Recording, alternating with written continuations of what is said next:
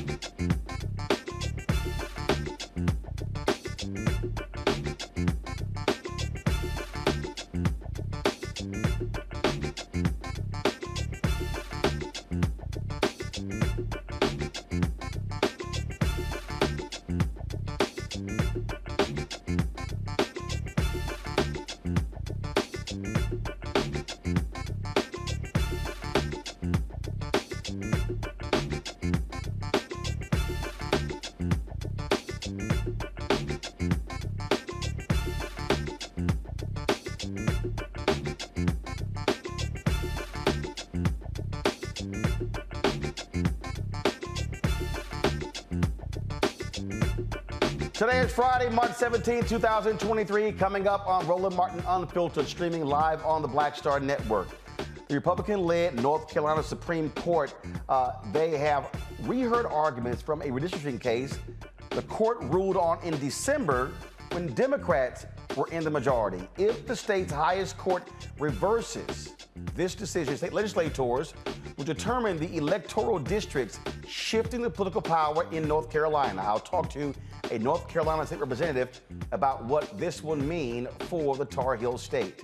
After years of debate about reparations, one city is close to making it a reality, but the San Francisco NAACP chapter opposes the proposed $5 million suggested in reparation payments for descendants of enslaved people. The co-chair of the San Francisco chapter of the NAACP will be here to explain why they want the city to reject this task force proposal. As 3 more people face murder charges in the death of a black man in police custody in Virginia, his family views the security video of the incident that led to his death. They say their son was tortured before he died. Ben Crump, the family's attorney, will be here to give us the latest on that case. In our Education Matters segment, an organization uses books to teach financial literacy and gives out stocks. I'll talk to a Global Children's Financial Literacy Foundation co-founder about how they are equipping kids with financial skills. Also, Lance Reddick, the actor from The Wire and the John Wick series, dies at the age of 60.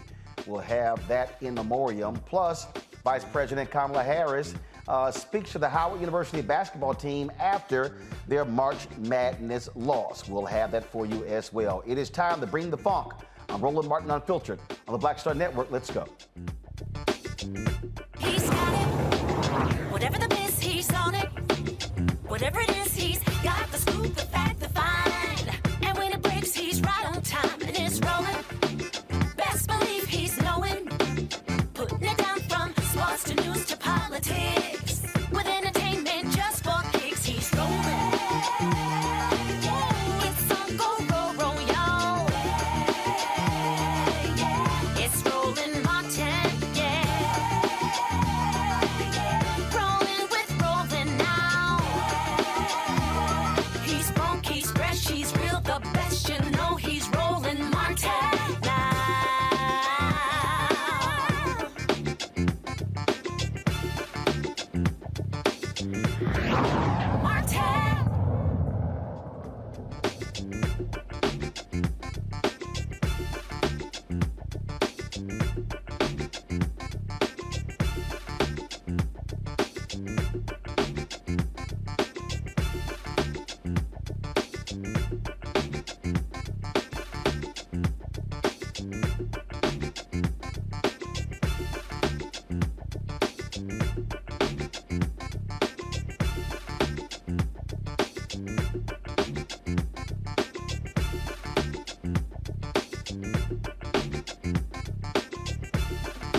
I have told y'all on many occasions why state elections matter. 2018, Sherry Beasley runs for re-election on the North Carolina Supreme Court for Chief Justice. She loses by 400 votes.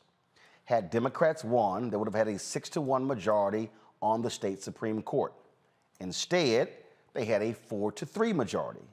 because the Republican who ran against her won her seat. The person who ran for his seat, the Republican, won 4-3. What then happens in November 2022? One of those races, Democrat loses. Now the Republicans have a 4-3 majority on the Supreme Court. Why is that important? In December, with the Democrats controlling the state Supreme Court, they made two crucial rulings on voting rights cases. Here we are 4 months later, and Republicans want to reheat. Now, they made a decision. They made a decision. Now the Republicans want to rehear the cases. So if anybody tells you there's no judicial activism on the side of Republicans, that is 100% lie. This is a perfect example of the North Carolina Republicans rehearing cases that were just decided in December, y'all, 4 months ago. Why is this important? Because the Republicans in North Carolina, in the legislature, have been passing laws to limit black folks from voting. Let me go back. 2008, then Senator Obama wins North Carolina by 14,100 votes. It was one of the highest turnout elections in North Carolina history. Republicans said, oh, hell no. We can't have these black people voting like this here. Voter ID laws. Start closing polling locations. With the laws, what then happens? Numbers drop, states solidify power. More Mondays is launched. They're out there protesting. They start clawing back. They again get control of the courts. What do the courts decide? Racial gerrymandering. Rule against voter ID laws. This is how Republicans wield power on the state Supreme Court. And so now, they decided we're going to now rehear the cases. Now, the case also pending in the U.S. Supreme Court, Moore versus Harper, which shot down the state's legislative drawn congressional districts and those maps for being too partisan. Again, Republicans want justices to throw out that decision and allow the legislature to redraw all three seats of the maps for the next election cycle. Again, why is this? Because North Carolina now actually has balance among the congressional districts. Republicans do not want that. Joining us now is North Carolina State Representative Amber Baker. Representative Baker, glad to have you here. This has been a constant battle over the last 15 years in North Carolina as Republicans have used the state Supreme Court to lock in legislative rulings, and they have hated when Democrats rule against them when they control the Supreme Court. Yes. Again, thank you, Roland, for always having me on to help me keep people informed as to what is happening down here in North Carolina. And as you've said so many times before, and it is certainly true, North Carolina is the state to watch in terms of what the Republicans are doing. We're the litmus for the madness that they're trying to spread across of the United States. And as you said at the top of the hour, our state constitution provides a clause that says that we should have an opportunity to participate in free elections, and that any maps that are drawn for Congress and for the state House and Senate should be drawn in such a way that it allows our voters to participate in the process. And the way that the maps had been originally drawn did not do that. So the gerrymandered maps that they presented and tried to enforce was the reason that they lost the initial case. And so, as you said, these maps are not even 3 months old. That decision is not 3 months old. And no sooner that they got control of the Senate, and we are holding the House by 1 seat, they initially filed for these maps to be thrown out and to be given an opportunity to redraw them.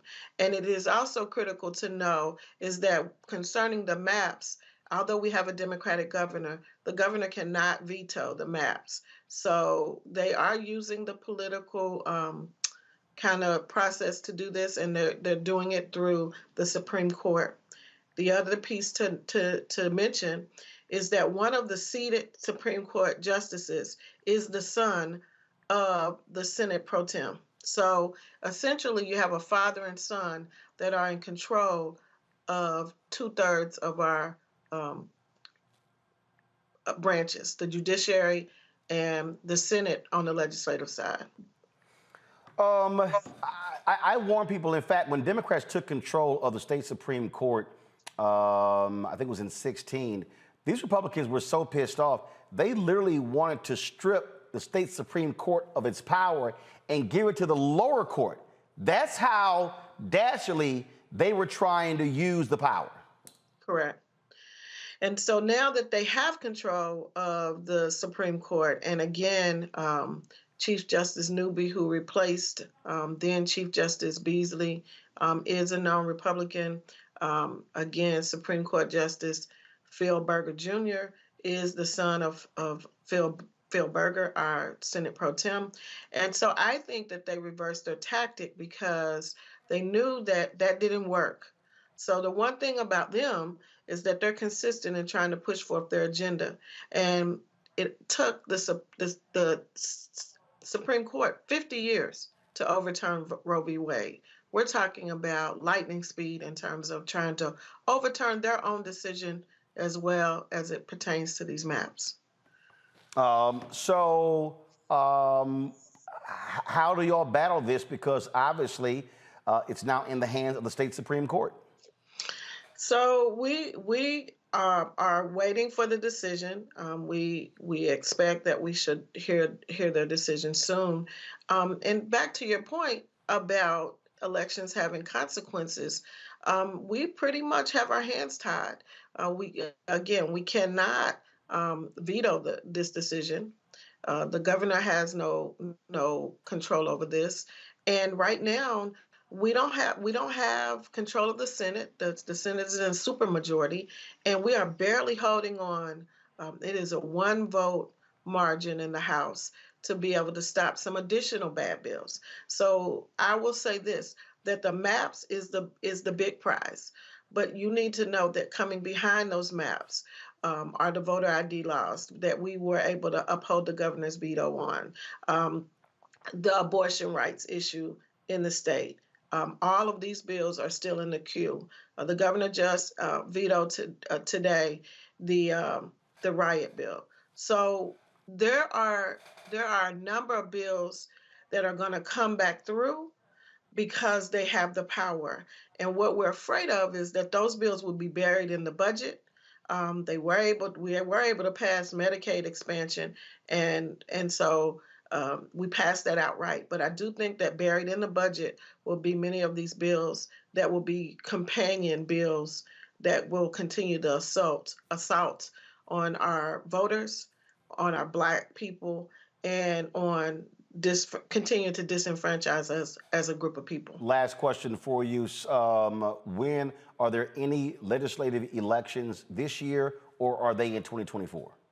They are in 2024, and so we file in December, and so we don't have any seats that will be contested in 2023. And what is how many seats do the Republicans control the Senate? On the Senate side, we have 60 seats over there, and it's 29 Democrats, so 41 seats. Wow. 41 seats. And are all of those seats up in 2024? They are. We run every 2 years. So everybody runs? Everybody runs. So in 2024, all 180 seats will be contested. We run every 2 years. So y'all have a 1-seat majority on the Democratic side, and they have so what? There are 60 seats in the state Senate. It is. Gotcha. And so 29 of them are Democrats. Correct. Got it. Okay. All right. We have 120 seats in the House side, and we only have 49 votes. Wow. All right then. Representative Baker, we appreciate it. Thanks a lot. Thank you. And Roland, thank you for wearing your Howard t-shirt. Shout out to our president. Well, I was looking for some Texas Southern gear, realized I didn't have any. They were the 2 HBCU teams that made the NCAA tournament. TSU. Winston-Salem State made it. Huh? Winston-Salem State made it as well. Say it again? Winston-Salem State made it as well. Oh, okay. All right, then. Well, I do have some Winston-Salem State gear, so I'll rock them on Monday. I don't have any TSU. I've already told TSU that, so I said I'll wear the Howard stuff today, even though they lost the game, but we'll appreciate it. Thank you, sir. All right, appreciate it. Thanks a lot. Okay, All right, folks, bye-bye. going to a break. We'll talk more about this North Carolina issue when we come back right here on Roland Martin Unfiltered, the Black Star Network. Don't forget, if you're watching on YouTube, hit that like button, y'all. Also, download our app, Apple phone, Android phone, Apple TV, Android TV, Roku, Amazon Fire TV, Xbox One, Samsung Smart TV. You can also, of course, support us. Your dollars make it possible for us to do what we do. Checks and money orders. Go to P.O. Box 57196, Washington, D.C., 20037-0196. Cash App, $RM Unfiltered. PayPal, R Martin Unfiltered. Venmo is RM Unfiltered. Zelle is Roland@RolandSMartin.com. Roland@RolandMartinUnfiltered.com. And be sure to get a copy of my book, White Fear, How the Browning of America is Making White Folks Lose Their Minds. Available at all those bookstores, Barnes & Noble, Amazon, Target. You can also download your copy on Audible. We'll be right back.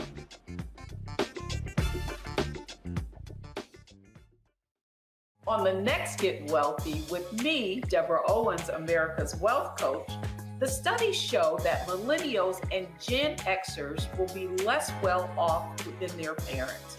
What can we do to make sure that we get to children younger and that they have the right money habits? Well, joining me on the next Get Wealthy is an author who's created a master playbook. Be willing to share some of your money mistakes, right? If that's what you have to lean on, start with the money mistakes that you have made, but don't just tell the mistake, right? Tell the lesson in the mistake. That's right here on Get Wealthy, only on Black Star Network.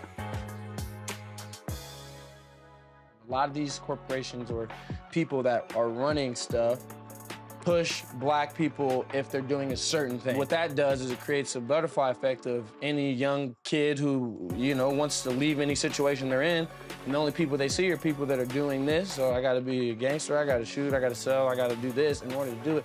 And it just becomes a cycle. But when someone comes around and is making we don't do, they don't want to push it or put money into it. So that's definitely something I'm trying to fix too, is just show there's other avenues. You don't got to be a rapper, you don't got to be a ball player. You can be a country singer, you can be an opera singer, you can be a damn whatever, showing the different avenues. And that is possible, and it's hard for people to realize it's possible until someone does it.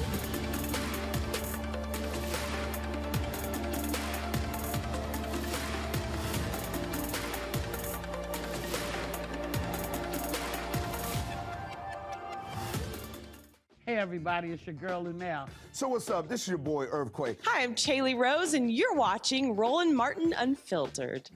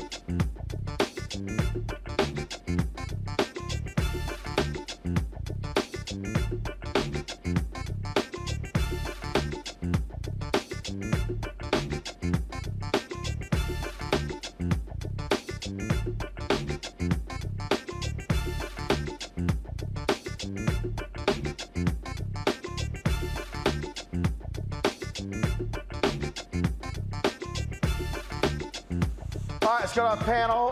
Matt Manning, civil rights attorney out of Texas. Also, Michael Imhotep, host of the African History Network show out of Detroit. Glad to have both of you here. Matt, I'll start with you. I've walked through this repeatedly, and this is what I'm trying to get people to understand. And let me just go ahead and be clear. I had some dude on Twitter. Let me find his name. Yeah, I'm going to name check him. Because he said really one of the stupidest comments, and I keep telling y'all why you can't listen. So some dude named Carrera Harris, okay? And so this is what, let me go ahead and see if I can I got to show y'all this here because this is a perfect example of what I keep telling y'all about these simple Simons who don't know nothing about politics. And it really gets on my nerves. They don't know nothing about politics, but they love saying dumb stuff where they somehow think they smart. So this is what he tweeted right here. Used to watch your show all the time, brother, and while I disagree with Dr. Umar's incendiary language about you, the reason I personally stopped watching was because it did seem like you had an agenda behind your content. And I said, yeah, I do have an agenda. I said, my agenda, black people. And so he then says, hold up, let me pull this up. He then says, the agenda is always in lockstep with the Democrat Party's agenda. And I think we can all see that neither party really has a, quote, real agenda for our community. Respectfully, brother, but I see this is the part where you are trying to shame or engage in ad hominem, right? And then other people started commenting. See, what I just explained to you is a perfect example where I've said to people, hey, somebody's gonna win. Mm-hmm. It's gonna be unless, like in Washington State and California, where they change it where the top 2 vote getters or go on to the general election. Races are gonna come down to a Democrat or Republican. And in the case of North Carolina, let's be real clear, when it comes to who wants to keep black people from voting, it is the Republican Party. A 3-panel federal judge panel concluded there was a laser-like precision in the targeting of black voters by North Carolina Republicans. So for all y'all people, Roland Martin, you shilling for the Democrats. For all y'all who listen to all these so-called new black media fools, let me show you again. Right now, in North Carolina, Republicans want to keep black people from voting. So when they got control of the legislature, they passed laws against black people. When they got pissed when Democrats, let me say it again, for all you simple Simons, when the Democrats took over the state Supreme Court, they ruled against racial gerrymandering. They ruled against voter ID. They ruled against all of the things Republicans wanted to do. Who ruled for them? Democrats.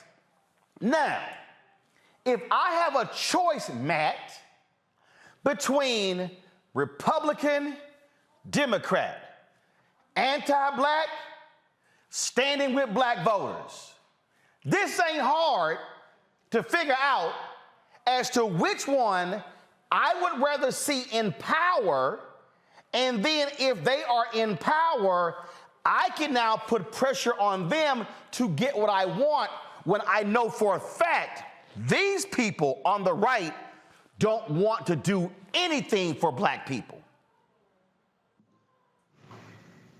That's true. Not only is that true, they're not hiding that fact. I mean, any decision that you have or any opinion that you have that is on the side of the Democrats here is really less on the side of the Democrats and more on the side of democracy. The idea that a judge, or a panel, rather a court, would make a decision, and then when the balance of power changes, we're now rehearing that decision to make a new decision that's more in line with our political party is abhorrent, and that is not how it works, and that's not even trying to thinly veil your agenda through the Republicans. That's making it clear. It's an all-out assault on rights and on democracy and on participation in the democracy. So as much as people want to make it a binary thing, like you're just out for Democrats, it's out for democracy, because where we are is talking about allowing state legislatures to, write these or draw these gerrymandered districts, and then not even allow a state Supreme Court to have oversight on a bogus reading of the Constitution. I mean, if you allow that, then you're allowing places like Texas and North Carolina and Florida and the most insane jurisdictions around the country to just decide to implement laws and or implement districts that completely write out people, which is exactly what North Carolina is trying to do. And the irony of all of this is the founders, James Madison and some of the others, were completely against state legislatures having this much power because they didn't trust that they would work in their national interest. And this is obviously the case, not as it relates to the national interest, but as it relates to the participation of everybody in the democracy. They are clearly trying to cut out black people, and I don't know how anybody can miss that because they're very obviously making that clear. And here's the thing that I don't understand, Michael. And again, for all these simple assignments, I go in the Breakfast Club. Roland Martin, he's shilling for the Democrats. All he wants to do is vote for Democrat. It's sitting in front of you. The Republican Party in North Carolina, in Georgia, in Florida, in Alabama, in Mississippi, in Louisiana, in Texas, in Arkansas, in South Carolina, in Iowa, in Michigan, in Pennsylvania, in New York State. I can go on and on and on. Right. They are violently anti-Democrat voting. They are in Wisconsin. They want they want to ban ballot drop boxes because too many of us voted.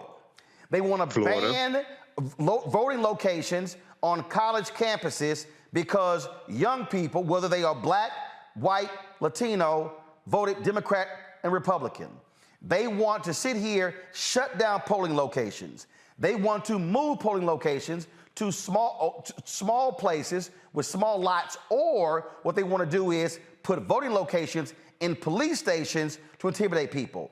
It was Ron DeSantis and the Republican Party who arrested black people who were formerly incarcerated wrongfully for trying to vote. Now, I'm just trying to understand, if I am presenting undeniable facts, and then all these fools yelling, yeah, they ain't gonna do nothing for us, they ain't gonna do nothing for us. We know for a fact who ain't doing shit for us. But I'm supposed to sit here and go, both of them ain't nothing, so therefore don't vote. Yeah, Roland, it's ridiculous, and I deal with some of those people too. So one thing I don't do is argue with people who have no clue what they're talking about. And when I see people making comments like that, shilling for the Democrats, et cetera, this is stuff they got from black misinformation, social media pimps. These are talking points they got from them. They don't study policy. This is why they can't explain the voter suppression tactics. This is why they can't explain what Republicans are doing. When you talk about the voter suppression tactics, when we talk about the 400 plus bills that Republicans have introduced in state legislatures, okay, those bills are largely coming from Heritage Action for America. Heritage Action for America is the sister organization to the Heritage Foundation.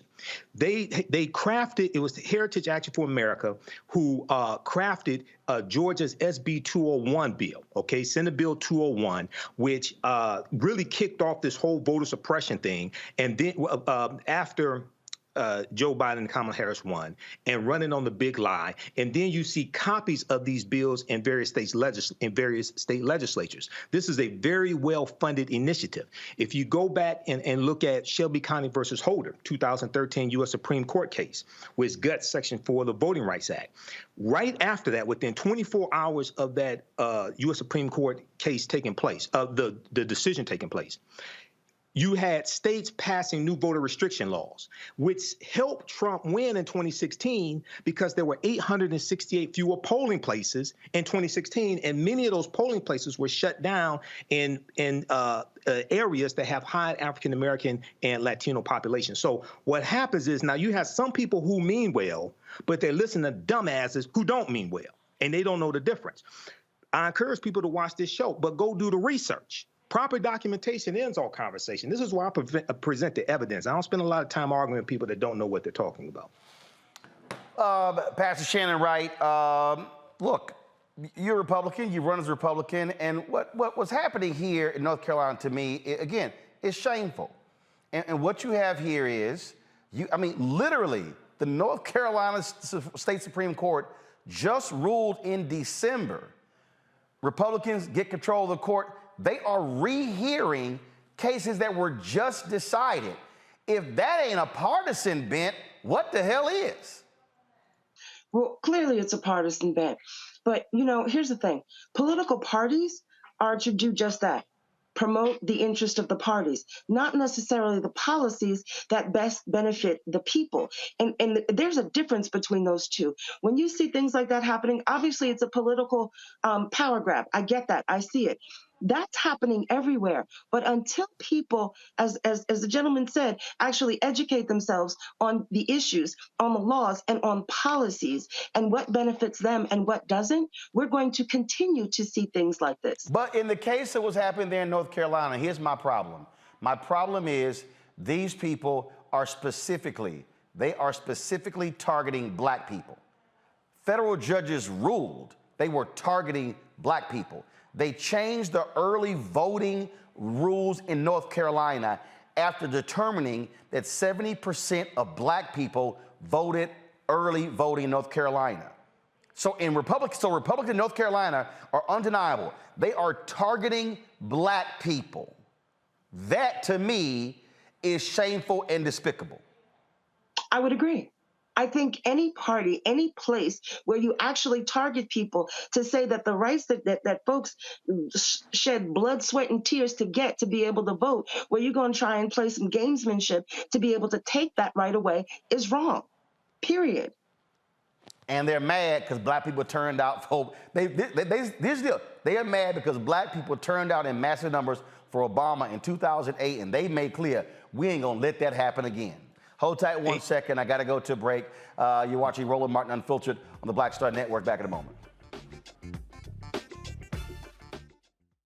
When you talk about blackness and what happens in black culture, we're about covering these things that matter to us, speaking to our issues and concerns. This is a genuine people-powered movement. There's a lot of stuff that we're not getting. You get it, and you spread the word. We wish to plead our own cause. Too long have others spoken for us. We cannot tell our own story if we can't pay for it. This is about covering us. Invest in black-owned media. Your dollars matter. We don't have to keep asking them to cover our stuff. So please support us in what we do, folks. We want to hit 2,000 people, $50 this month, raise $100,000. We're behind $100,000, so we want to hit that. Your money makes this possible. Checks and money orders go to P.O. Box 57196, Washington, D.C. 20037-0196. The Cash App is $RM Unfiltered. PayPal is R Martin Unfiltered. Venmo is RM Unfiltered. Zelle is Roland@RolandSMartin.com. Coming up on the next Black Table, a conversation with Professor Howard W. French on his new book, Born in Blackness, covering 600 years of global African history and helping us understand how the world we know today is a gift from black people. There could have been no West without Africa and Africa. That's on the next Black Table with me, Greg Carr, only on the Black Star Network.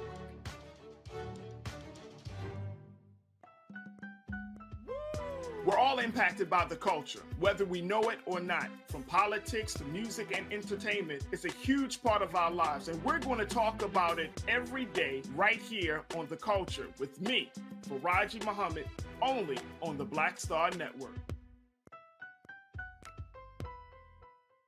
Hi, I'm Eric Nolan. I'm Shantae Moore. Hi, my name is LaToya Luckett, and you're watching Roland Martin Unfiltered.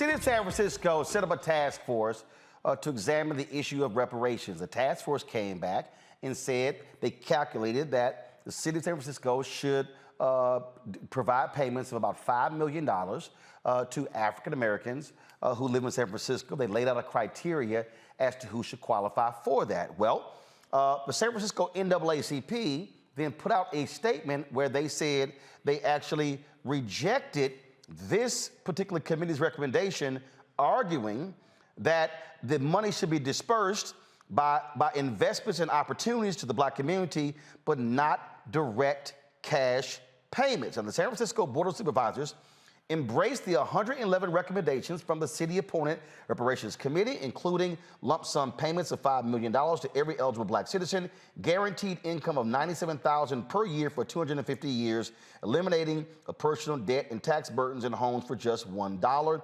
The San Francisco Reparations Committee's final report is due on July 1st. Joining us now is the president of the NAACP chapter there, also a member of the San Francisco Reparations Task Force, Reverend Dr. Amos Brown. Doc, glad to have you on the show. So first, Thank you for the opportunity. First, Pastor Brown, you have been a longtime supporter of reparations, correct? Yes, I have. And also I'm vice chair of the state reparations task force. So you're a member of the San Francisco Task Force Committee and the vice chair of the state committee that's been examining this as well. A lot of people have been blasting you and the chapter for this particular statement, saying, how dare you oppose the money going direct as opposed to the 5 areas that y'all outlined. Why has the chapter taken the position to oppose the committee's recommendation of direct payments as opposed to the 5 areas y'all laid out?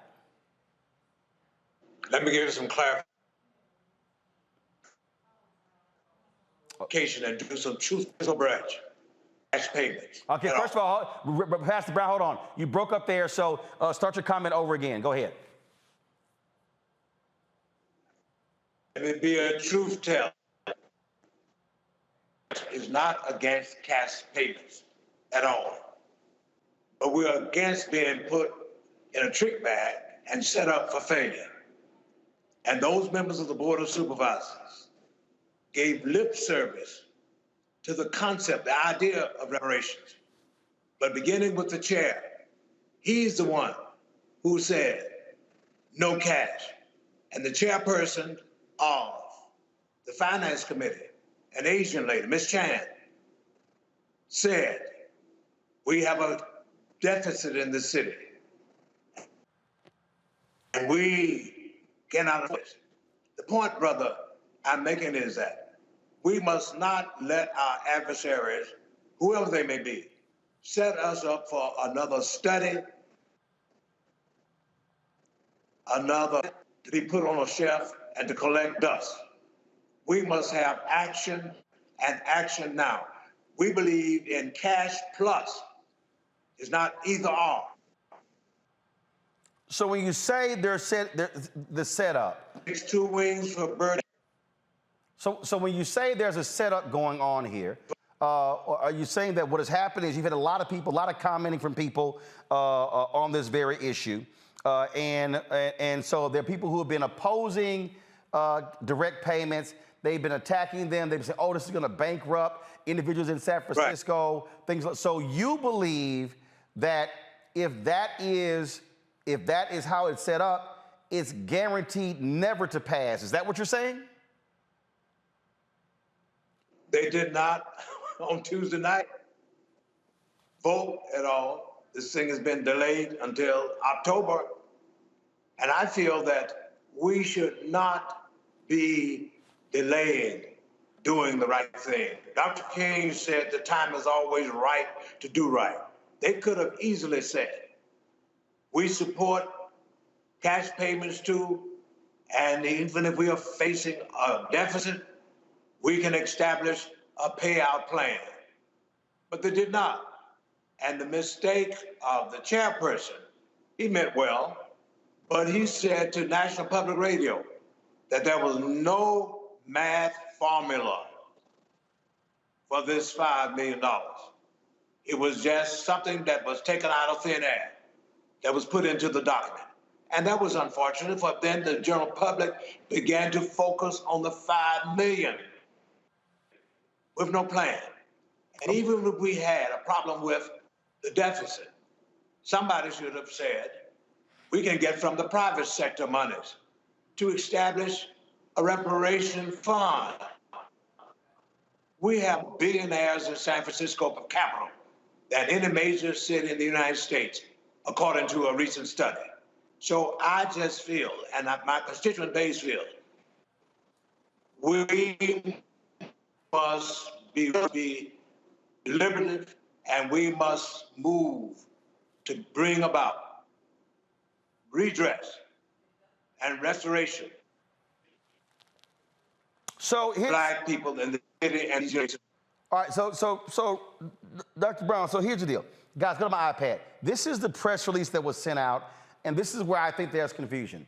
The press release says the San Francisco NAACP today called upon the Board of Supervisors to reject a one-time $5 million reparations payment to blacks, but instead call upon the city to make investments in 5 key areas to atone for a history of racism, discrimination, and mistreatment. Now, you say, and it lays out in here what those 5 are, and that is invest in education, economic empowerment, housing, healthcare, and Fillmore Heritage Center. Now, you said that you believe in payments and this. So again, yes. Okay. So, but the statement doesn't address payments, and so people assumed that was a misprint. Let me admit it. That was a misprint. That line was left out of there. That was a misprint. But the basic position, what I'm saying, Brother Roland, is we definitely support payment. But you got to have a plan. But hold tight 1 second. Hold on, Reverend Brown. Hold on 1 second. I've got to go to a break because I got to come back because you said it was a misprint. The problem is most people have ran with this press release and they are saying you don't support payment. But so let's go to a break. And it's also let's get his signal fixed because you're going in and out. So we want to make sure that that's straight. And we'll come back right on Roland Martin Unfiltered on the Black Star Network. Hatred on the streets, a horrific scene, a white nationalist rally that descended into deadly violence. White people are losing their damn minds. As an angry pro-Trump mob storms the U.S. Capitol, we've seen shooting. We're about to see the rise of what I call white minority resistance. We have seen white folks in this country who simply cannot tolerate black folks voting. I think what we're seeing is the inevitable result of violent denial. This is part of American history. Every time that people of color have made progress, whether real or symbolic, there has been what Carol Anderson at Emory University calls white rage as a backlash. This is the rise of the Proud Boys and the Boogaloo Boys. America, there's going to be more of this. Here's all the Proud Boys, guys. This country is getting increasingly racist in its behaviors and its attitudes because of the fear of white people. The fear that they're taking our jobs, they're taking our resources, they're taking our women. This is white fear.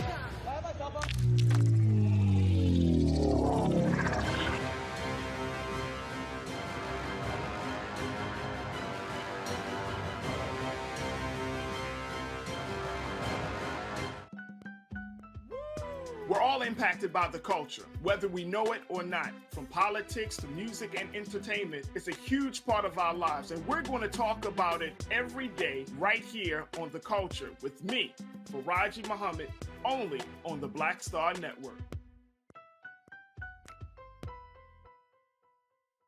On the next Get Wealthy with me, Deborah Owens, America's Wealth Coach, the studies show that millennials and Gen Xers will be less well off than their parents. What can we do to make sure that we get to children younger and that they have the right money habits? Well, joining me on the next Get Wealthy is an author who's created a master playbook. Be willing to share some of your money mistakes, right? If that's what you have to lean on, Start with the money mistakes that you have made, but don't just tell the mistake, right? Tell the lesson in the mistake. That's right here on Get Wealthy, only on Black Star Network. Hi, I'm El DeBarge. Hey, yo, Peace World, what's going on? It's the Love King of R&B, Raheem Devon, and you're watching Roland Martin, Unfiltered.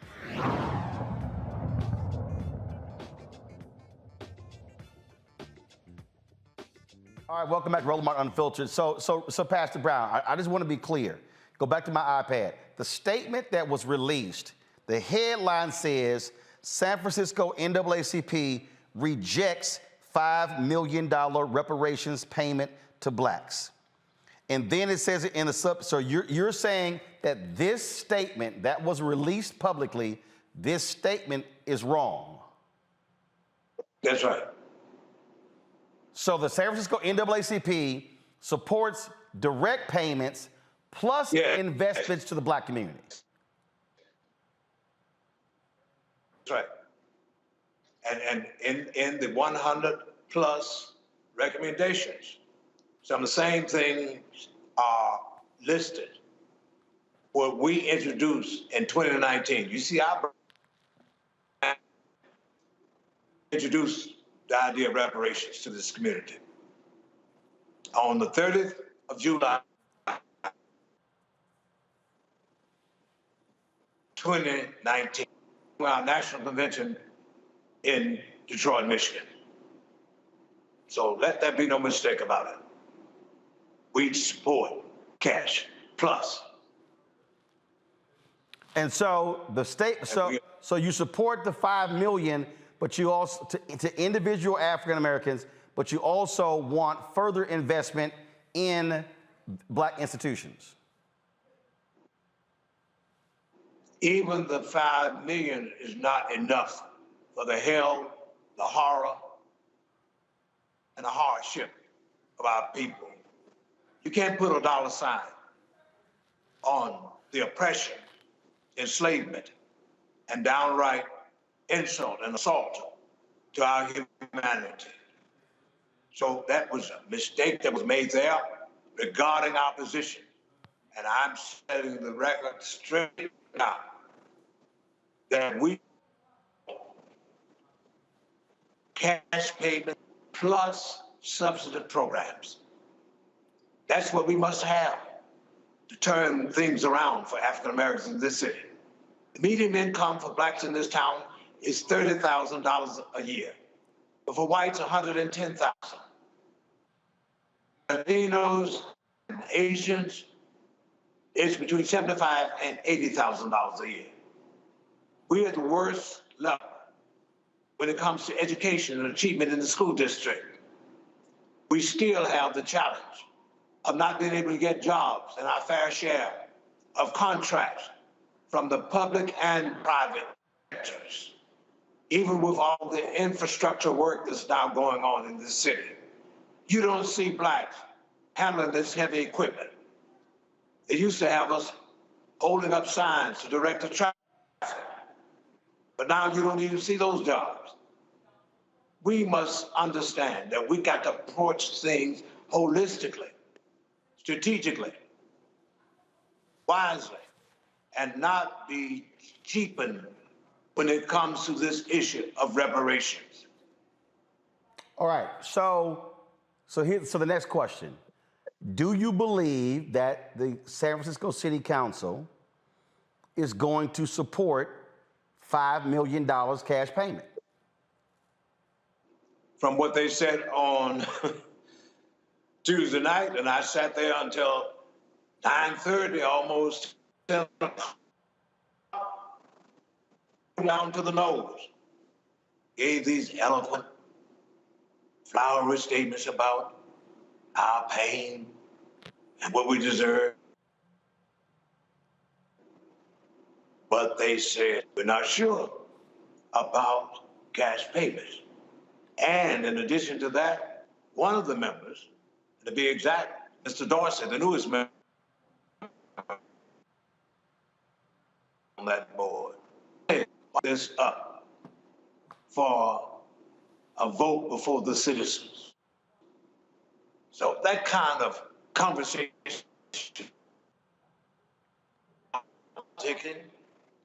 watch out. So when is this? They be tricked. So when is this vote supposed to take place? It is really, they put it off, Brother Roland, until October. Okay. And even the budget of the city will be adopted at the end of this June. So the money has got to come from somewhere. And this is the reason why there should be right now. So our people will not be misled. They will not be set up assuming that a check is going to be cut for them and cause us to be frustrated, angry, and sad again with disappointment. That's what our basic concern is. And it's unfortunate that this matter went out about the $5 million. The chair said there was no mathematically, and also to say that this is just a figure that was thrown out there. Okay. All right. That's what makes it. All right, Reverend Dr. Brown, we appreciate you joining us. I wish we had a better connection. Thank you. It was difficult, but we got the gist of what you said. We appreciate it. Thanks a lot. Michael, I'm gonna start with you. First of all, this is going exactly like we've always said it was going to go. That the moment you begin to put numbers out there, you're going to then face resistance. This also was a big screw up by the San Francisco NAACP. So you put a statement goes out saying they oppose direct payments. It's in the headline. Everybody runs with it. They're blasting the NAACP. Now Reverend Brown has to come out and say, no, that was a mistake. And so the chapter needs to be reissuing a statement or something along those lines because this is what people believe. Yeah. So first of all, Roland, we talked about the San Francisco Reparations Task Force yesterday on Faraja Muhammad's show, The Culture, right here on your network, the Black Star Media Network. And I've been following what's going on with California and San Francisco reparations. There were over 100 recommendations that were given at this meeting that just took place on Tuesday. What's happened, and there's been a lot of reparations activists, as well as Dr. William Darity, who've been critical of this $5 million number because it's taken, first of all, it's unrealistic. It's totally unrealistic. San Francisco is dealing with a $728 million budget deficit over the next 2 years, okay? $5 million per, and there's about 50,000 African Americans in San Francisco. From what I understand, it's going to be, you have to be at least 18 years or older and meet some other criteria. And then it's also important to understand, in the state of California, race-based policies are illegal in the state of California. This is why the California Reparations Task Force, which Dr. Amos Brown also sits on, this is why they're going to distribute whatever they come up with based upon lineage as opposed to race, because they want to make sure it doesn't get overturned in court. Also, it's important to understand when you study the history of California, California does not have a history of slavery. They do have a rampant history of racism, housing discrimination, redlining, segregation, voter suppression, etc. So, just very quickly, Dr. William Darity in this article from the Washington Post said, calling for $5 million payout by a local government undercuts the credibility of the reparations effort. So, but here's the deal, though. There are people who disagree with Darity. So, I mean, and that's the point. You've got people who believe in it should be direct payments, others who believe in lineage-based, and that's the deal. You've got different factions all operating at one time. Roland, we need comprehensive reparations. The root concept. But here's the deal. There are some people who still believe in comprehensive, but also individual payments. I'm not against individual payments. What I'm saying is individual payments need to be realistic.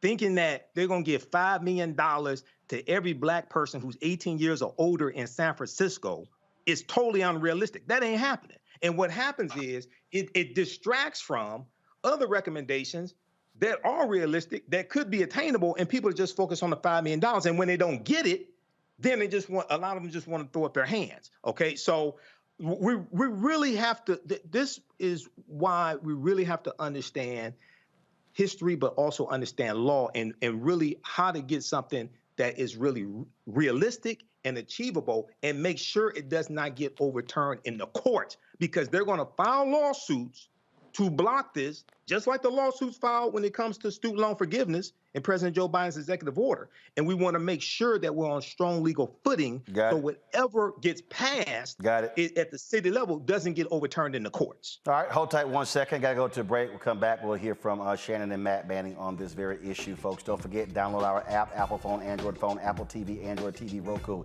Amazon Fire TV, Xbox One, Samsung Smart TV. That's the Black Star Network, curated by Roland S. Martin. Also, if you're on YouTube, hit that like button, folks, so we can easily get past 1,000 likes. We'll be right back on the Black Star Network.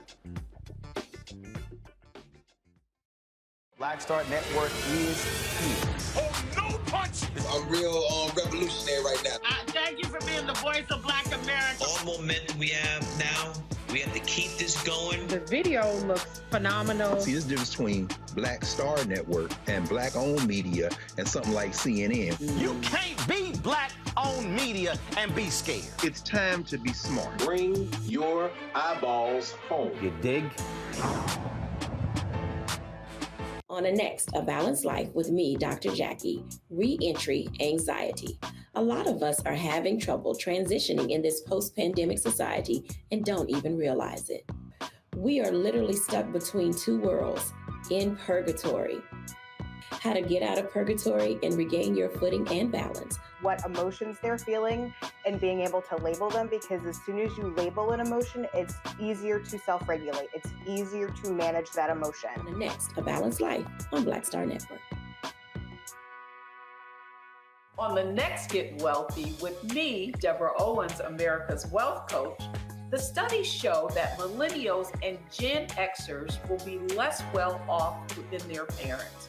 What can we do to make sure that we get to children younger and that they have the right money habits? Well, joining me on the next Get Wealthy is an author who's created a master playbook. Be willing to share some of your money mistakes, right? If that's what you have to lean on, start with the money mistakes that you have made, but don't just tell the mistake, right? Tell the lesson in the mistake. That's right here on Get Wealthy, only on Black Star Network.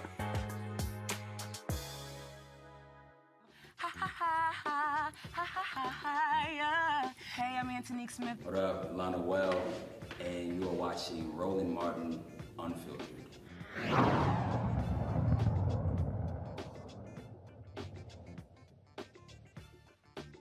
All right, so the San Francisco NAACP puts out a statement saying that they oppose direct payments of $5 million to San Francisco residents for reparations. Reverend Dr. Amos Brown just came on our show. He's on that task force in San Francisco, vice chair of the California task force. He says that was an error. That was not the case. They support cash payments plus. This was all the sort of back and forth. City Council is going to actually make a determination about this possibly in October.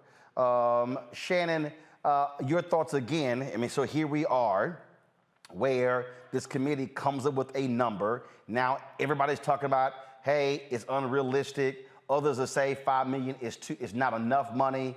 So your thoughts about this whole reparations battle there in San Francisco? Even with inflation, wouldn't 5 acres and a mule been cheaper? I mean, had things been done correctly way back, we wouldn't still be having this argument today. Right, but but here's the deal, though. It wasn't done correctly, so this is where we are now. No, and I get that. But in terms of the $5 million, if it was indeed an arbitrary number, which unless there's a formula out there, it obviously was, there was never any intention on doing anything with it. If you pick a number without a formula and just put it out there, it's because you have no intention on giving a dang blasted dime on any part of this. So to have an argument about whether it should be direct payment or it should be this or should be that, you need to be looking at, was it ever real to begin with? And I don't believe it was. I see that there have been several different proposals. I see that there's some folks that want direct payments, some folks that talk about lineage, some folks talk about infrastructural investments, fixed education, and all those things. But all of those things should have been going on to begin with. The fact that we are still in a place of having these conversations mean there is no real interest by the folks that have the ability to make the difference to actually do so. Matt? Yeah, I mean, I echo some of those sentiments. I don't think it was ever really going to happen. But the bigger question here is, reparation should be reparative, right? So a one-time payment, I don't think is good. Well, I think a one-time payment is good, but I don't think that should be the end-all, be-all. So I like the idea of cash plus. But beyond that, I like the idea of there being some actual institutional changes, which sounds like what the NAACP is advocating for. But what I found to be a big slap in the face here is that, city of San Francisco, like Michael was saying, has a huge deficit, but it doesn't make sense to me that that's also the place where you have the most billionaires and they don't have a way to figure out, one, a better formula, and two, a more workable way to do it. And I don't anticipate that there would be necessarily private investment, but the bigger issue with me for reparations overall is that, when the government wants to do something, it figures out how to do it, i.e. bailing out banks.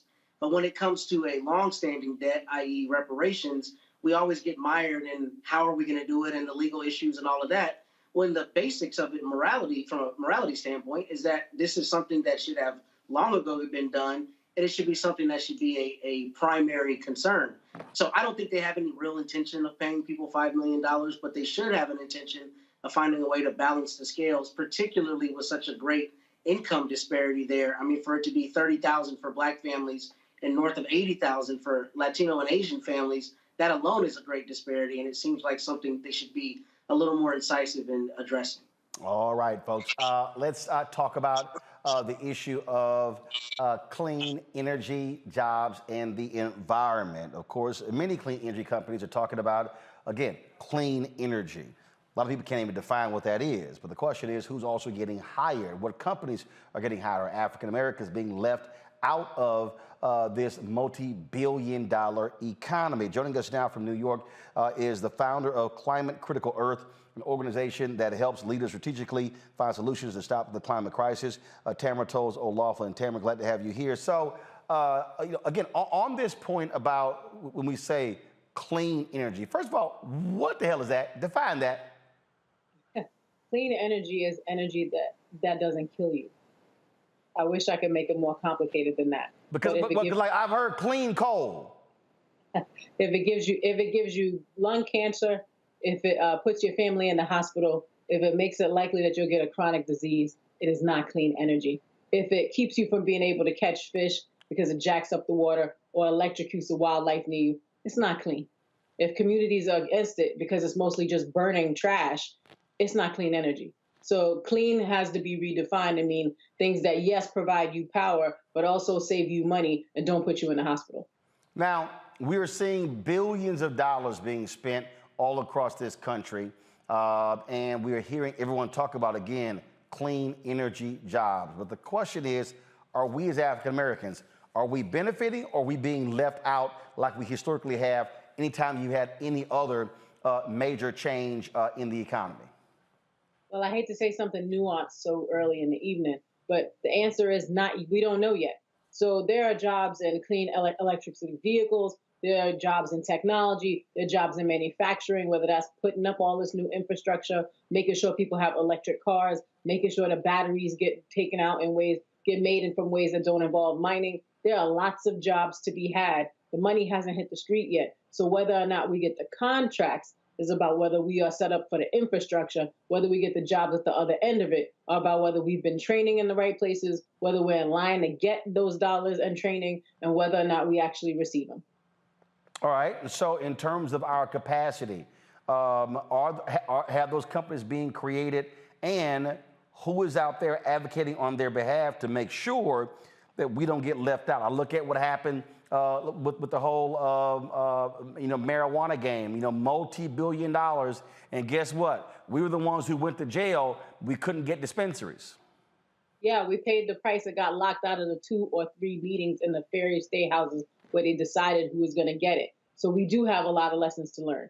So as the Inflation Reduction Act, the IIJA, and all these other bills put money onto the street, some of them do have carve-outs. And so whether we are consumers who could reap the benefits for less money, or folks who are put into the jobs, which are vocational jobs you don't need more than a 4-year high school education to be able to get in installation, in generation, in transmission, and get into contracts and being a small business owner who hires other people to do these things, or to make sure people don't come into your community and create jobs while you are without them. Those are things that we're going to have to fight for as this federal money, which is largely ungoverned, ends up in the hand of our governors, our mayors, our local officials. The question is, are we going to be there to demand that the 40% the federal government says it wants to see from this money and things like Justice 40 actually make it to our hands? So we have multiple jobs to do. Yes, we've argued for the money. Now it's time to make sure that it lands in our bank accounts, literally in our banks. I mean, it's been a rough week to talk about it, but that's where we are. Questions from our panel. Matt, you first. Yeah, so my question is, I know that there are a lot of times tax credits for consumers who purchase, let's say, electric vehicles. Are there any kind of tax credits for people who are actually employed in clean jobs, or tax credits for employers to create clean jobs to incentivize people taking them? Yes, so the tax credits you're talking about include jumpstart tax credits for new businesses that'll help workers afford the different things we're talking about. It's not just heat pumps and wind and water and solar. We are actually talking about being incentivized so that the money that's moving, most of the money that's in the Inflation Reduction Act, for better or worse, that has to go to Black and brown communities through all the methodology, block grants will be spent. There's $3 billion coming out of every part of the federal government. So whether we're talking about $3 billion for jobs, we're talking about $3 billion for neighborhood access, $3 billion for grants to reduce air pollution at ports, $3 billion for heavy duty vehicles, $3 billion for equity and environmental justice grants. We are the people who make up that work. So if it doesn't hit us, it's not doing what it's supposed to do. So yes, there is money. There isn't nearly enough, but there's more than what would have been on the table if we didn't get into this moment. Shannon? I hear what you're talking about in terms of a lot of this work folks will be able to do with vocational training. But when you look at being able to hire Black and brown businesses, specifically in our urban areas where we need more energy options, we got a lot of broken public school systems. Is there any talk or work about actually changing curriculum, actually improving the public education so that if a company decides to come to Baltimore, let's say, that there is actually a curriculum in the school system to be able to get these children work ready to be able to work in clean energy, to actually qualify for the jobs that are going to be coming? I wish that was someone else's job to decide. Those of us who live in community are the exact right people to ask these questions.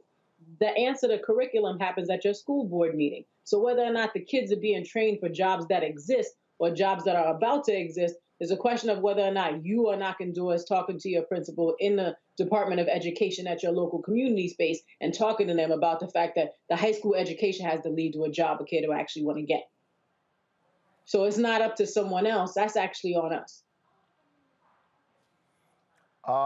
Let's see here. Michael. Hey, Tamara. Good to see you again. We both spoke last year at the Midwest Building Decarbonization Boy, ask your question. Equity Summit. So time running out. Ask your question.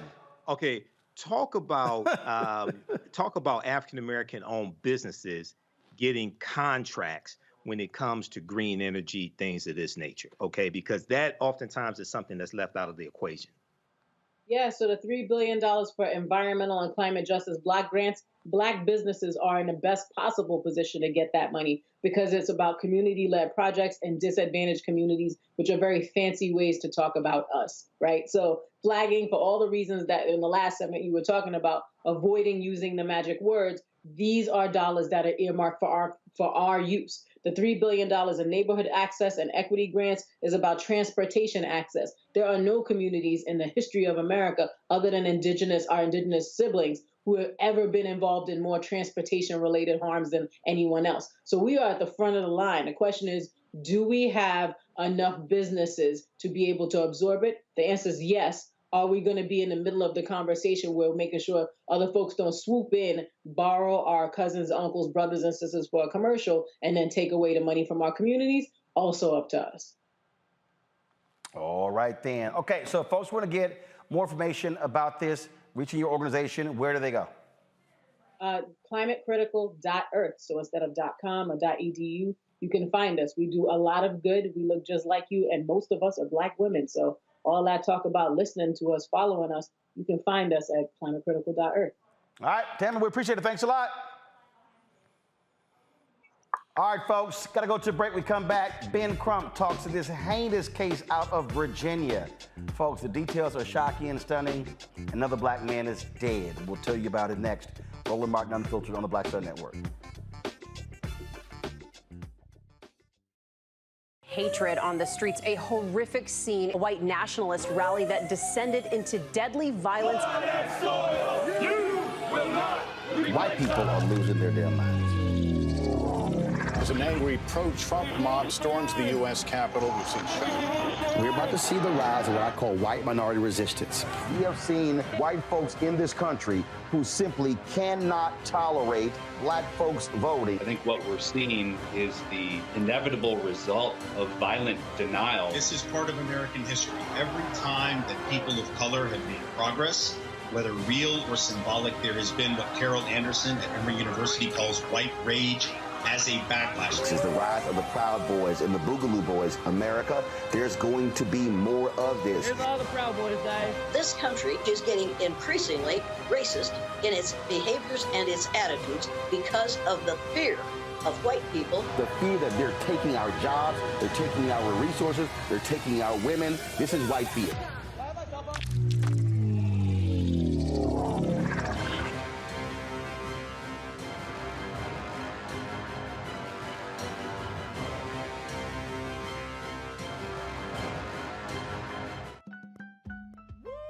We're all impacted by the culture, whether we know it or not. From politics to music and entertainment, it's a huge part of our lives, and we're going to talk about it every day right here on The Culture with me, Faraji Muhammad, only on the Black Star Network.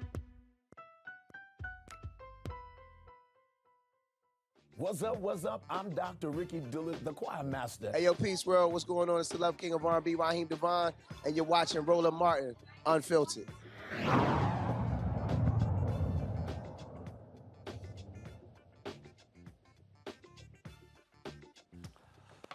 Folks, a shocking case out of Virginia. A Black man goes to a mental hospital and he ends up dead. It is shocking and stunning. Irvo Otieno is the man's name. The family just the other day got a chance to actually see the surveillance video of the incident that led to his death.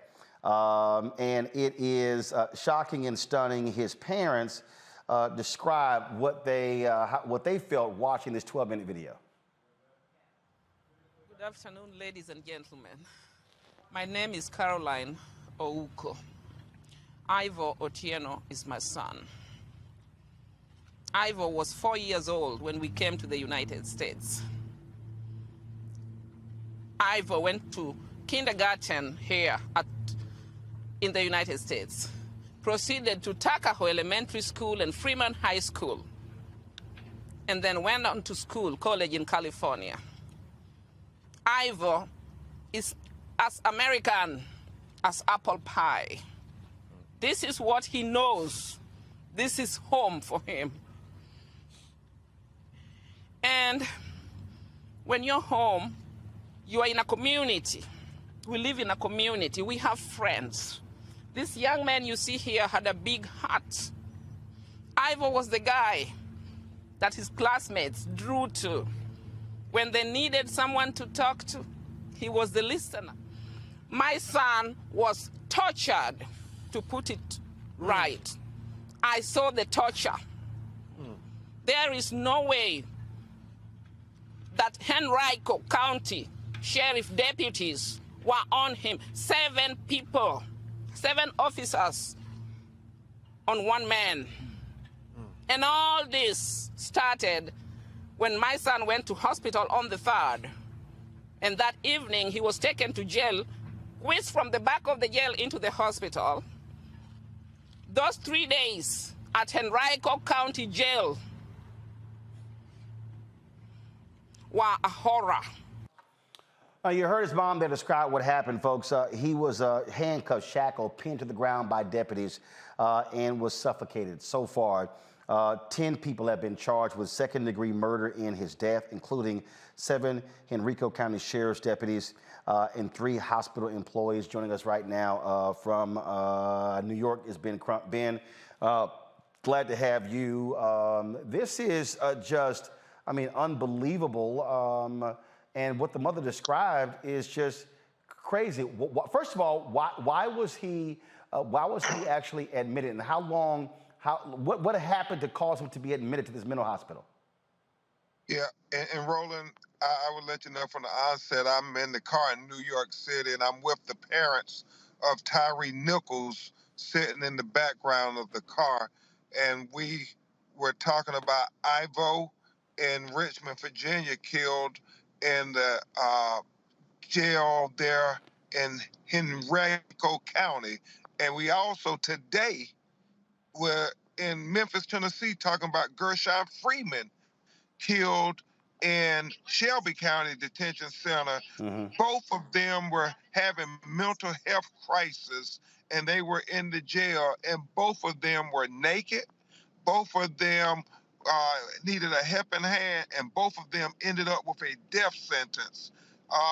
The video we saw in Richmond, Virginia, my investigator Kareem and I and the family, was just horrific, because Roland Martin, if ever, police officers should know not to put their knee on anybody's neck. It's after George Floyd. But you see in this video where there were, I guess, about 15 sheriff's deputies and hospital personnel in there. He is handcuffed. He has leg iron on. He's face down. And so you scratch your head because it boggles your mind why they felt the need to use such excessive force on him by putting the weight of those 7 officers on him with a knee on the neck for over 11 minutes, Roland Martin, and charging those officers with second-degree murder, that they literally smothered him to death. So, and this took place exactly when? This took place on March 6th, about a week ago. And we saw the video, and the prosecutor is very similar to Tyree Nichols. Let the family see the video first, the videos, I should say, and then the federal authorities are gonna, I guess, watch the video, and then she's gonna make the determination, the city is gonna make the determination when they're gonna release the videos. Wow, this is, again, just really unbelievable. And again, it goes to show you what happens to African Americans, whether they're in police custody, whether they're in jails, or whether they're in mental hospitals. Exactly, Roland. And, you know, how many more of these videos do we have to see before we can get this George Floyd Justice and Policing Act bill passed? You know, my heart is heavy as I'm sitting here with Rovon Wells and Rodney Wells in this car, thinking about why did their son have to be a sacrifice to hopefully get this legislation passed. Now we have Ivo Antino. He died in Richmond on video. We're going to see that. We saw the video in Gershon Freeman in Memphis just today. How many more videos do we have to show the American government before they know and finally recognize we have a problem with policing in America? Indeed, indeed. Ben Crump, we certainly appreciate it, man. Thanks a lot. God bless, Roland. And give our best to Tyree Nichols' family. Thanks a lot. Thank you, Roland. Shannon, it is, I mean, these things, it's over and over and over again. And when you hear a lot of these Republican legislators who say, oh, we don't have systemic racism, we don't have systemic bias. I mean, these are just things that actually just happen, but they just keep happening to black people. It just keeps just happens to black folks. So I'm gonna take the politics out of this, because this ain't a political thing. This is a folks that don't look like us, not willing to understand, acknowledge, or deal with the fact that racism does still exist. Do we want to think that I raised our children not to see color? My husband and I both. But that's not the world that we live in. So again, politics removed. All folks that don't look like us, I believe, have an issue of understanding the sensitivity, the culture, and just stop being racist. I spoke at a panel, and it was a political forum, and they asked, how do we change the perception of the racism and rampant racism? I said, okay, it's real easy. Stop being racist. Come to the hood. Don't come and talk. Come and listen. We don't have communication. There are some well-intended folks that really don't see themselves as being a part of the problem, but they are. And then there are those that know they're a part of the problem and are happy to continue to be that. We have to get to a place where we can acknowledge that there is racism and address the root cause why, and then just kind of, fix it. Because again, one of those issues where we're still here talking about it, it still exists, whether you want to acknowledge it or not. But the thing here, Michael, is you can't remove the politics, because the politics comes in when you're trying to fix the problem. And we know for a fact, as Ben Crump said with the George Floyd Justice Act, that was Republican Senator Tim Scott who stood in the way. Democrats were on board. It was Tim Scott and Lindsey Graham. They could not get 8 other Republicans in the Senate to move. It died. Well, not only that, Roland, when it passed the House of Representatives in March of 2021, it passed by a vote of 220 to 212. 212 Republicans voted against the bill, including the black ones. So no Republicans supported the George Floyd Justice and Policing Act. You can't get past the politics on this. Now, one of the problems I would argue is that they need to talk about the white people who are unjustly killed by police and flip the script on Republicans and box them in. And they need to bring in the Fraternal Order Police and the International Association of Police Chiefs, because both of those police organizations supported the George Floyd Justice and Policing Act, and they need to have Senate hearings and House hearings for them to talk about why it was good for everybody. They said it didn't take away from police officers' rights, and it also protected citizens. They need to bring in white crying mothers whose loved ones were unjustly killed by police, and get those white mothers strategically from states whose senators you need, whose Republican senators you need to get their votes to get the bill passed. The way that they're going about trying to get the bill passed, when the majority of the people who have to vote for what you want don't look like you need to have a different strategy, okay? And that's something that's missing here. Personally, no disrespect to the George Floyd family, I would take George Floyd's name off the bill. I would rename the bill the Law and Order Justice and Policing Act. I would flip the script on them. Donald Trump ran partly on the platform of law and order. I would talk about how white people are being harmed unjustly by police in their documented cases, because every year more white people are shot and killed by police than African Americans. And when you look at fatal force, which is the most comprehensive database on police killings from the Washington Post, it tells you each year 50% of the people killed by police are white people. So a lot of people mean well, but to actually get this bill passed in the House and then in the Senate, where you need 60 votes and you're going to need at least 9 Republicans to vote for the bill, the strategy that they're using to get it passed is not going to work. Matt, I think you can rename it. I still think the vote will be the same. I don't know. I think what Michael said is, so compelling, because one of the things I was going to say is I have considerably more clients who are not black than those who are black. Part of that is the demographics of where I live. But the reality is the numbers are that, primarily white people are harmed by the police. So I think. But are white folks speaking up, though? No, not the way they should, because what I see. Go ahead. I'll yield to Mike. No, go ahead. You're the attorney. Go ahead. I'm the historian. You're the attorney. Go ahead. What I see the difference being is that generally white people make everything a one-off, right? So every time a white person gets killed, they don't say that it's a systemic thing against white people. It is with our people. However, in order to make it a more palatable conversation, frankly, you need to include all the people that look like their siblings that are dying in jails and prisons and getting shot by the police. rather than it being a one-off thing. A good example would be, think of that case they had in Minnesota, the young white woman that was killed by the black officer, right? That was a police brutality case, and they ran all over God's green earth with it because it was a young white woman.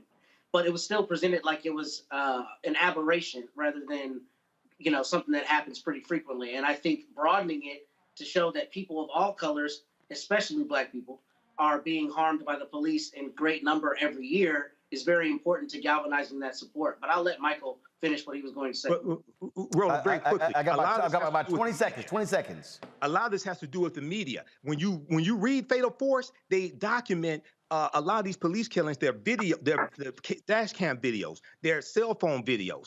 Where are the cell phone videos? Why isn't the white-controlled media showing the videos of white people being shot and killed by police? Because if they know that if they did, there'll be an uprising from white people who will call for it to be changed. But as long as you make it look like it's a black issue, and many white people see African Americans as people who need to be policed as opposed to being protected, they will keep the status quo. All right, folks, hold on 1 second. I got to go to a break. If you're watching on YouTube, hit the like button, folks, so we can hit 1,000 likes. Also, download our app, Apple phone, Android phone, Apple TV, Android TV, Roku, Amazon Fire TV, Xbox One, Samsung Smart TV. Don't forget, you can watch us now on Amazon News as well. You got Amazon Fire, click Amazon News. You can also have Alexa play the news from Black Star Network. That's all you got to do is say that, and be sure to support us as well. Check in money orders, P.O. Box 57196, Washington, D.C., 20037-0196. Cash App, $RM Unfiltered. PayPal, R Martin Unfiltered. Venmo is RM Unfiltered. Zelle, Roland at RolandSMartin.com. Roland at RolandMartinUnfiltered.com. We'll be right back. A lot of these corporations or people that are running stuff push black people if they're doing a certain thing. What that does is it creates a butterfly effect of any young kid who, wants to leave any situation they're in, and the only people they see are people that are doing this. So I gotta be a gangster, I gotta shoot, I gotta sell, I gotta do this in order to do it. And it just becomes a cycle. But when someone comes around and is making we don't, they don't want to push it or put money into it. So that's definitely something I'm trying to fix too, is just show there's other avenues. You don't gotta be a rapper, you don't gotta be a ball player, you can be a country singer, you can be an opera singer, you can be a damn whatever, showing the different avenues. And that is possible, and it's hard for people to realize it's possible until someone does it.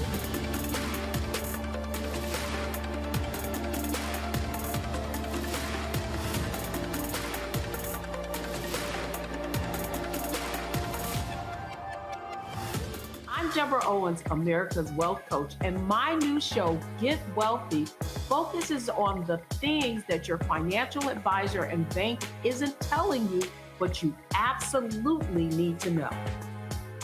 So watch Get Wealthy on the Black Star Network.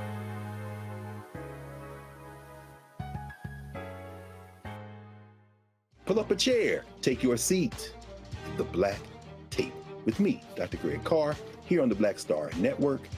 Every week, we'll take a deeper dive into the world we're living in.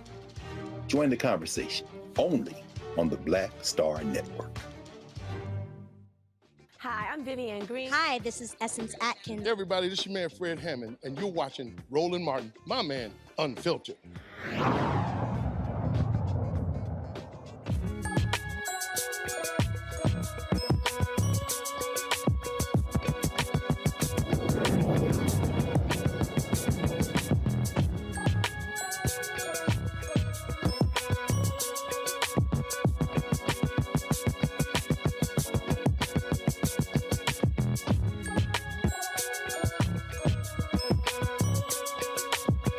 Understanding money, how money works, financial literacy is critically important, and the earlier we are able to get folks thinking about money and realizing how money works, the better we are. There's the Global Children's Financial Literacy Foundation. That's really what their focus is. And the co-founders are Navy veterans Prince Dykes and Chadrick Davis. Their Kids Book Club awards $40,000 worth of stocks and books to kids. Joining us right now is Prince Dykes from Denver, Colorado, to tell us how the program works. Glad to have you on the show, Prince. So where did the idea start? This idea started back in 2013 when I finished my grad school, my MBA. Started with my son, whose name is Wesley. Hence to the book series, Wesley Learns to Invest. Western learns about credit, Western learns about insurance. So it's just with me when I finish school, the things I'm thinking about, things I wish I had that I was taught by my parents and that I noticed that other people, just to noticing the educational gap that I want to pass on to my son. And so, since launching, how many kids have you been able to reach, touch, impact? At this time, just with the book club program, it's been about 50 kids. That's all just from the book club itself. Will probably like get into award the stocks to the kids, but with the club itself, we've partnered with we've done that through partnerships through the Boys and Girls Clubs, partnerships through schools, things like that, and community organizations. And so, and how have you seen the growth of these boys and girls when it comes to understanding of money? The thing is, they're introduced to topics like investing. They're introduced to topics of credit, insurance, and at the end, if they become a winner of stock, their parents actually get a brokerage account, a custodian account, and we install stocks into them. So that's been a great thing for us as well. So, I've noticed that kids have been energetic about it. They've been excited, and they're mostly excited about having something that's tangible for them as well. So, one of the things that we often see is that we repeat the sins over and over and over again because, frankly, in many of our families, we aren't talking directly about money when we are younger. Are you also seeing the parents of these children now become a lot more smarter when it comes to money, how they handle, how they make decisions? Yes, when parents are awarded, once parents have that custodian account for their child, most parents have the tendency to go out and want to purchase more stocks for them. But I'm not going to sit here and paint a pretty picture for you, Roland. It's been a struggle. I've seen some parents who who haven't taken the interest into it. I've seen some parents who may have had backgrounds to where they're not allowed to get into it and things like that. But that's a deeper problem that we are slowly addressing. But, some parents are just not into it. But we try to, like Frederick Douglass said, it's better to train a child, to fix a broken child versus to fix a broken adult. Something along those lines. I kind of paraphrase there. Gotcha. Questions from our panel. Shannon, you're first. This is awesome. I love what you're doing. I think the whole financial literacy, the book club, and expanding on that is really great. So how do we, if folks are interested in what it is that you're doing, how do they reach you to help you expand your program into other urban areas where it's needed, which is pretty much everywhere? Yes, please feel free to reach out to me, Prince, Prince, at childrensfinancialliteracy.org, or you can head over to our website, gclf.org, which is global, the acronym for Global Children Financial Literacy.org, as you can see on your screen. And please reach out to us. We're looking to expand, grow, and to make this the best program in the country. Michael.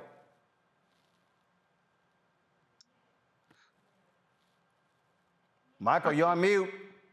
Okay, Prince, this is a great program. How do you help the children decide when they want to buy more stocks, like which companies to invest in? Do you just go by what they like, or is there another method involved in that? Yes, the first thing we do is to tell kids to start where they spend their money. Start with what they know and start where they spend their money. Like all kids know Nike, Apple, Coca-Cola. Those are stocks we started with kids. Starting with S&P 500 companies that kids know and are familiar with. But we have since evolved into the point now where we award kids index funds that tracks the S&P 500 because we want to make sure we're good stewards of what we award kids, because I don't know what Nike will be in 20 years. I don't know what Apple will be in 20 years. And the last thing I want to happen is to be the one invested into Blockbuster, something like that. So we tell the kids, let's get a basket of the top 500 companies in America via the S&P 500 and have those dividends reinvested. All right, thanks. Matt? So my question is kind of similar. How have you combated the fear that a lot of adults have of the stock market and the misunderstanding of how you can let money work for you? I know there are a lot of adults who are afraid to invest and they'd rather keep it under their mattress thinking that you can't trust the stock market. So how do you combat that with the parents of these children whom you're helping? The thing is, we evaluated that, and when we came into the marketplace, we noticed that there were so many things, not so many, but some things, most of the industry geared towards adults. We felt as though, how did you get to this point? And we knew the reason why people got to this point, they feel so uncomfortable with things, because they wasn't introduced to them as a child. So we tried to, with our book series, with investing, credit, insurance, and things like that, we attack it at the child at the earliest age possible and bring the parents along, because the parents have to participate in order for the child to have a custodian account. So one of the things that we evolved into is to have parents, teach parents how to open up a custodian account, because like you said, a lot of them are afraid, just like myself, just like my dad. But I think a lot of it is geared towards, we're not introducing to these topics as a child. So we want to do that first and bring the parents along. All right, then. And what is your goal? Let's say 5 years. What do you want to be 5 years from now? My ultimate goal, 5 years, for every kid, when they walk into kindergarten, they have an investment account. We don't want to wait until a child turns 18 years old. Nothing wrong with that. Everybody gives them scholarships. They flood the gates with them with scholarships and grants, loans, things like that.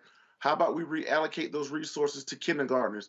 So our ultimate goal is when a child walks into kindergarten, they have a funded investment account. Every year, they get a financial literacy course. So giving them financial literacy with an investment account when they turn 18 years old. So now when they get ready to go off to college, to school, anything like that, this is something that can help them. And they feel like this is not just a pie in the sky theory. This is something that's tangible to them that they had since they were a child. All right, then. All right. Where can people reach out and get more information from you? Feel free, Prince at childrensfinancialliteracy.org. My name is Prince Dykes. You can follow me or reach out to me on Instagram. Shoot me a DM there. But the best way to reach out to us is follow our website, as you can see here. Follow us on LinkedIn, Facebook, YouTube, Instagram, and feel free to reach out if there's any way you would like us to help you or that we can help you as well. All right. Help us or help you. All right, Prince, thanks a lot. Roland, thank you. All right. Folks, you see I'm repping Howard University. Of course, they made March Madness. Unfortunately, they lost to the #1 seed Kansas Jayhawks, 96-68. Vice President Kamala Harris, graduate of Howard University. She was in the stands watching the Bison perform. This was the first time they had made March Madness since 1992. So it's been 31 years. And so, of course, Howard folks, what's wrong, Matt? You're shaking your head. What's wrong? First, we had the flyest jerseys in the whole tournament, but just proud to see Alma Mater doing well as always. Gotcha. Well, trust me, I'm right there with you because we lost in the first damn round. I don't know how in the hell Texas A&M lost to Penn State. We were a 7 seed, they were a 10 seed. But after the game, Vice President Harris did have opportunity to speak to the Bison in the locker room. You guys are so good. You guys are so good. You played hard. You played to the very last second. You made all us Bison so, so proud. You hustled out there. You are smart. You are disciplined. You put everything you had into the game. And that's what it's about, right? Until the last minute.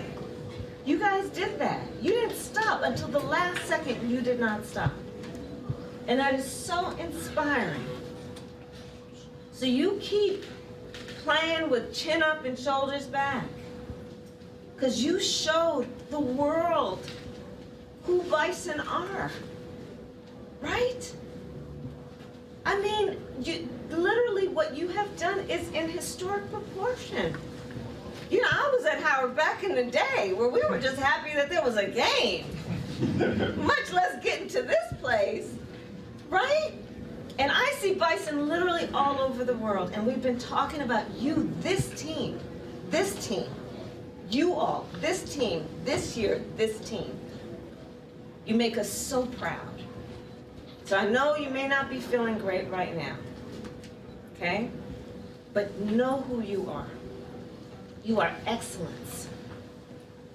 You are hard work. You are powerful. And you are winners. All right? So please know that. Please know that. And I'll see you later. And if you guys ever want to come and do a White House tour with Coach, Where's Coach? There you are. Come, so we plan, if you guys want at some point, right? When it's like when you feel like playing hooky at Friday afternoon, whatever, just come and we'll do a White House tour, okay? All right, I'm so proud of you guys. So proud of you. All right, I'll see you later. Coach, thank you.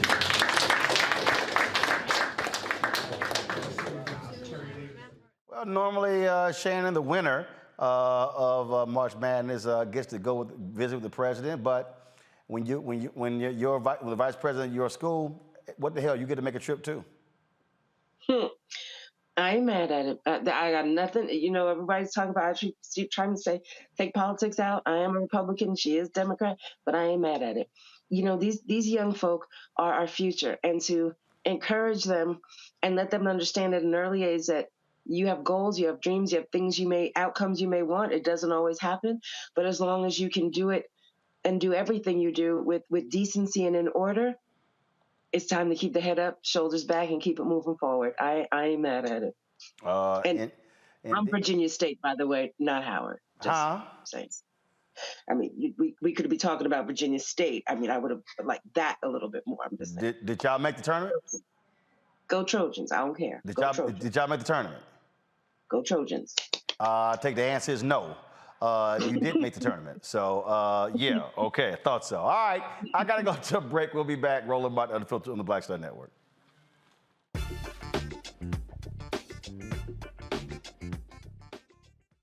On the next, A Balanced Life with me, Dr. Jackie, Re-entry Anxiety. A lot of us are having trouble transitioning in this post-pandemic society and don't even realize it. We are literally stuck between two worlds, in purgatory. How to get out of purgatory and regain your footing and balance. What emotions they're feeling and being able to label them, because as soon as you label an emotion, it's easier to self-regulate. It's easier to manage that emotion. On the next, A Balanced Life on Black Star Network. On the next Get Wealthy with me, Deborah Owens, America's Wealth Coach, the studies show that millennials and Gen Xers will be less well off than their parents. What can we do to make sure that we get to children younger and that they have the right money habits? Well, joining me on the next Get Wealthy is an author who's created a master playbook. Be willing to share some of your money mistakes, right? If that's what you have to lean on, start with the money mistakes that you have made, but don't just tell the mistake, right? Tell the lesson in the mistake. That's right here on Get Wealthy, only on Black Star Network. Pull up a chair, take your seat. The Black Tape with me, Dr. Greg Carr, here on the Black Star Network. Every week, we'll take a deeper dive into the world we're living in. Join the conversation only on the Black Star Network. Hi, I'm Vivian Green. Hi, this is Essence Atkins. Hey everybody, this is your man Fred Hammond, and you're watching Roland Martin, my man, Unfiltered.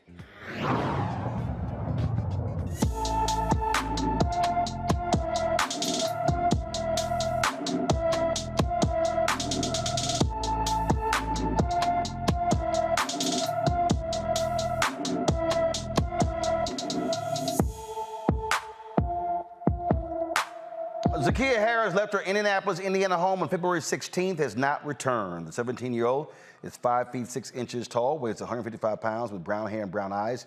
Anyone with information about Zakiya Harris should call the Indianapolis, Indiana Police Department at 317-327-3155, 317-327-3155.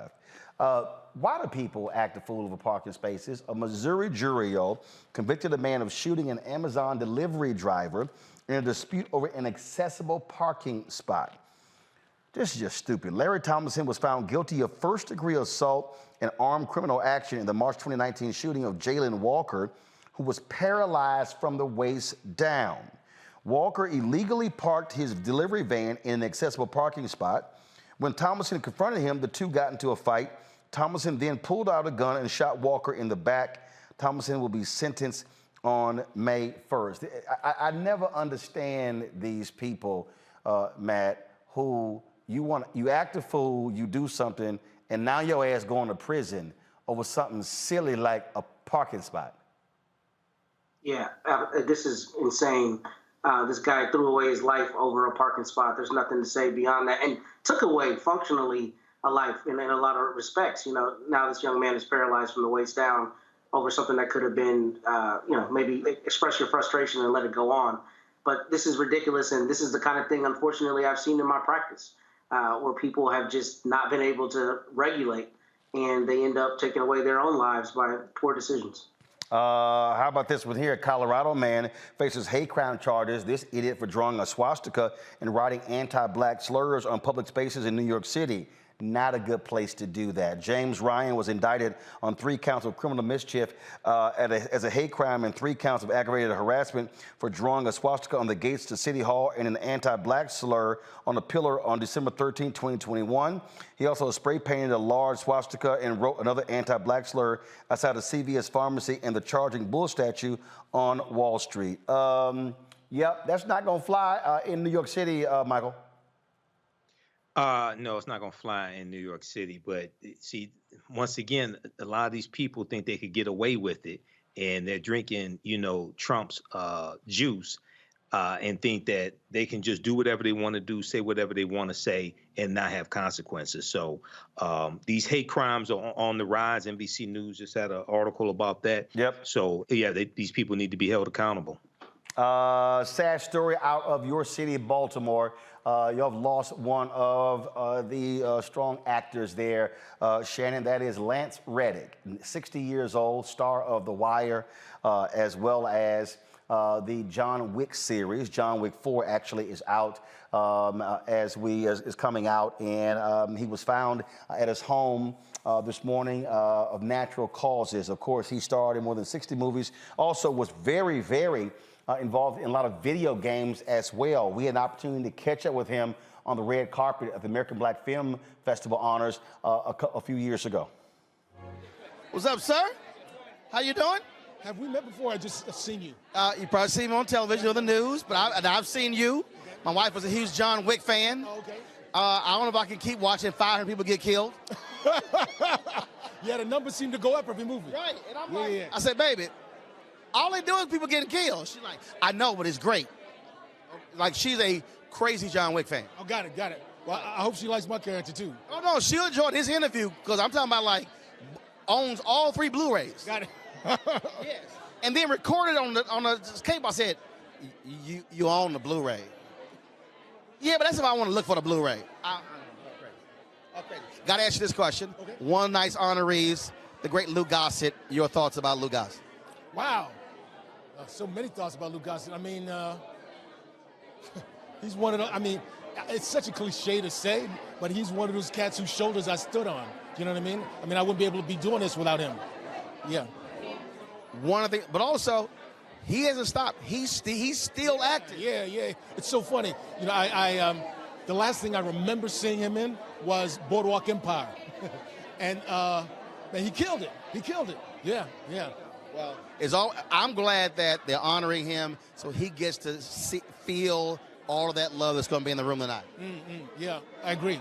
So it's going to be pretty good. What you got going on? What's next for you? I just wrapped a movie called One Night in Miami that's based on a play. It's Regina King's first film that she's directing. I'm about to start another film. Unfortunately, I can't talk about it yet. It's all good. We just wrapped the 3rd season of Corporate, which is a show that I do on Comedy Central.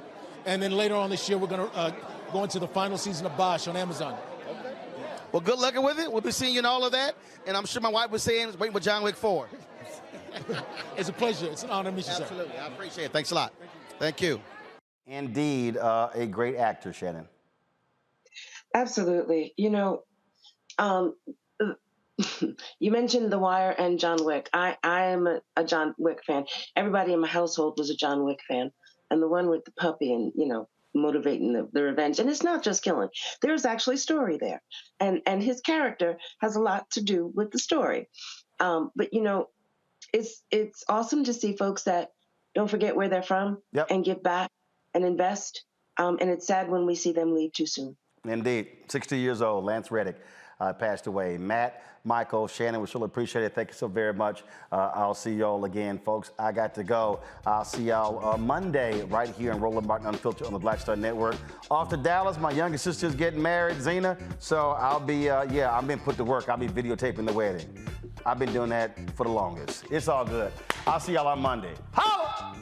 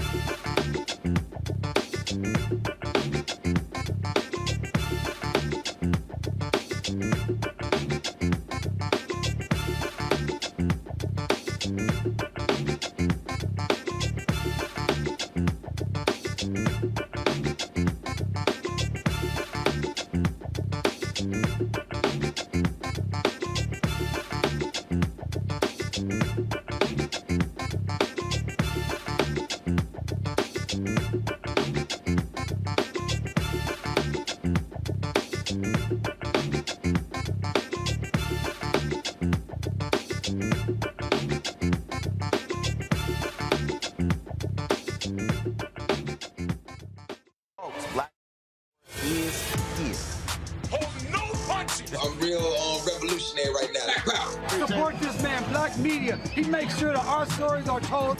Thank you for being the voice of Black America, Roland. Stay black. I love y'all. All momentum we have now, we have to keep this going. The video looks phenomenal. See, this difference between Black Star Network and Black-owned media and something like CNN. You can't be Black-owned media and be scared. It's time to be smart. Bring your eyeballs home.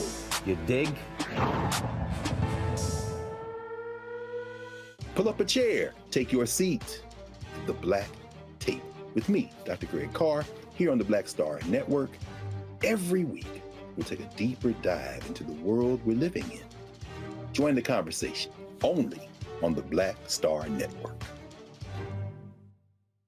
Hi, I'm Dr. Jackie Hood Martin, and I have a question for you. Ever feel as if your life is teetering and the weight and pressure of the world is consistently on your shoulders? Well, let me tell you, living a balanced life isn't easy. Join me each Tuesday on Black Star Network for A Balanced Life with Dr. Jackie. We're all impacted by the culture, whether we know it or not. From politics to music and entertainment, it's a huge part of our lives, and we're going to talk about it every day right here on The Culture with me, Faraji Muhammad, only on the Black Star Network. I'm Deborah Owens, America's Wealth Coach, and my new show, Get Wealthy, focuses on the things that your financial advisor and bank isn't telling you, but you absolutely need to know. So watch Get Wealthy on the Black Star Network.